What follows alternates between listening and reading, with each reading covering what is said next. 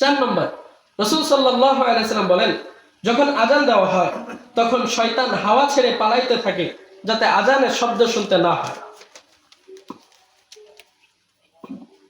5, আল্লাহ রাসূল সাল্লাল্লাহু আলাইহি ওয়াসাল্লাম বলেন, যে ব্যক্তি 12 বছর, কোন কোন বর্ণনায় 7 বছরের কথাও আসছে, যে ব্যক্তি 7 অথবা 12 বছর শুধু আল্লাহ তাআলাকে রাজি খুশি করার জন্য কোনো বিনিময় ছাড়া আজান দেয়, আল্লাহ রাসূল সাল্লাল্লাহু আলাইহি ওয়াসাল্লাম বলেন ওই ব্যক্তির জন্য জান্নাত ওয়াজিব হয়ে যায়। বলেন সুবহানাল্লাহ।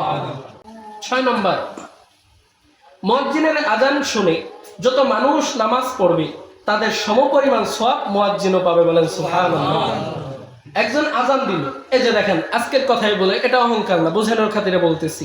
আজকের জুমার নামাজের আজান দিচ্ছি আমি, যেরকম ফজরে আমাদের হযরত কাকা দেয়, আসরে, মাগরিবে, যেরকম আপনারা অনেকে আজান দেন, দিলে 2 জন 4 জন মুসল্লি আসে না, আসলে তারা নামাজ পড়ে, মসজিদে এক ওয়াক্ত নামাজ পড়লে এটাকে আল্লাহ পাক রব্বুল আলামিন বাড়ায় 25 গুণ করেন, মানে প্রায় 25 ওয়াক্ত নামাজের সওয়াব।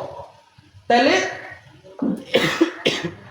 যদি মনে করেন 4 জন আপনার আজান শুনে নামাজে আসে, তাহলে 4 25 তারা পাইল 100 সওয়াব, 4 জনে মিলে। আপনি আজান দেওয়ার কারণে 4 জনের সমান পরিমাণ, আপনার তো 25 আছে নামাজ পড়ছেন, আবার এই 4 জনের সওয়াব, মানে আপনি পাইতেছেন 125। বলেন সুবহানাল্লাহ। এজন্য আজান দেওয়ার চেষ্টা করব আমরা। আজান অনেক ফজিলতপূর্ণ, কোরআনের মধ্যেও বলছে যে আজান যে ব্যক্তি আল্লাহ তাআলার দিকে ডাকে সেই ডাক সবচেয়ে উত্তম।